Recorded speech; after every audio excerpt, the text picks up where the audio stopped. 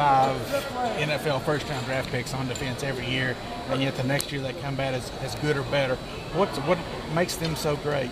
You know what? I mean, they have a great program. I mean, it's not just a great team, and that's what we're trying to get here at Tennessee again, a program to where when guys decide they want to go to the NFL or a guy graduates, you have the next guy to step in and play, and that's what Alabama has right now. I mean, they have a lot of depth. They've done a really good job recruiting.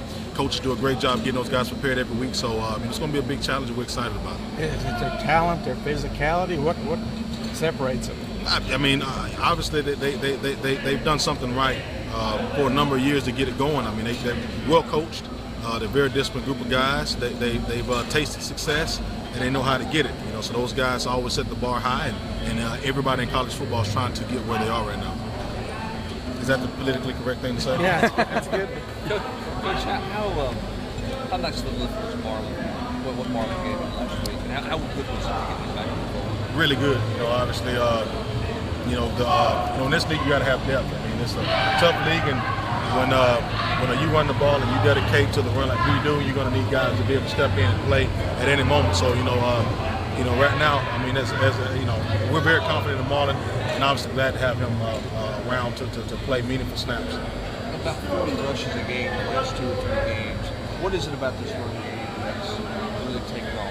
When you watch it on tape, what stands out to you that's different now than maybe at Florida or Western Kentucky or whatever? Confidence. I think we're more confident offense. All around, quarterback, guys on the perimeter blocking, but I say especially the guys up front and us running behind them right now. I think there's a confidence that we can run the ball on anybody. As a play caller, Coach Jakin is definitely confident in calling run plays, and I think as the running backs and as the running back coach, I think that stick our chest out a little bit and say that we can carry the load of this offense. Is there a learning curve? I mean, obviously it's a new system. How much of it was that your running backs had to learn where the creases were going to be, and the offensive linemen had to learn where the creases were supposed to be for the backs? How much of a learning curve was it first half of the season? It's all about timing. It's all about timing on the perimeter, but it's obviously there are a lot of moving pieces in the run game.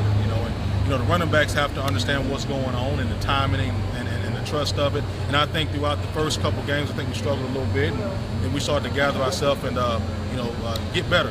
But the scary thing is we can still get better. And this is just another week where we're going to face a stout defense that doesn't give up a lot of rushing yards. They don't give up a lot of yards anywhere.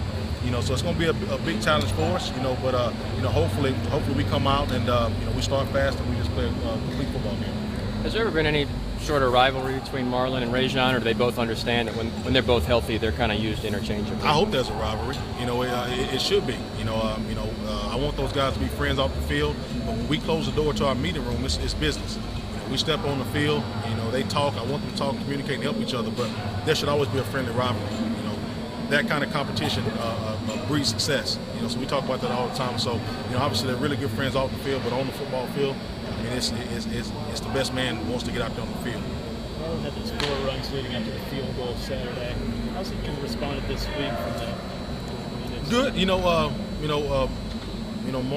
Marlon works hard every week. He was ready to go in the game and play because he practiced hard.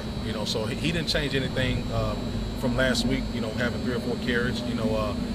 Hopefully he wants 10 to 15 carries. So hopefully he wants more of those carries. So he's had a good week of practice.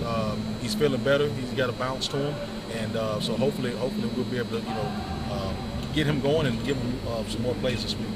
Is there any different challenge to running against a team like Alabama? Do you backs have to be a little more patient or take a different approach at all? And no, I mean they're good. I mean they're good up front, probably one of the best we've seen. But you don't approach it differently. You just go out there and we stay true to who we are.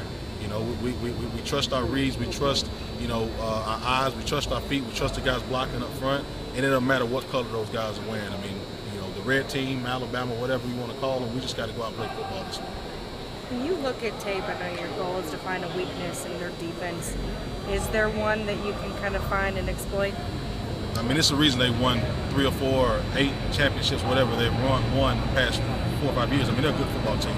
So, we don't focus on what their weaknesses are because they really don't have many. We just have to focus on what we can get better at, and I think that's all that matters in the end. Coach Jancic was complimenting their running backs and saying sometimes they may only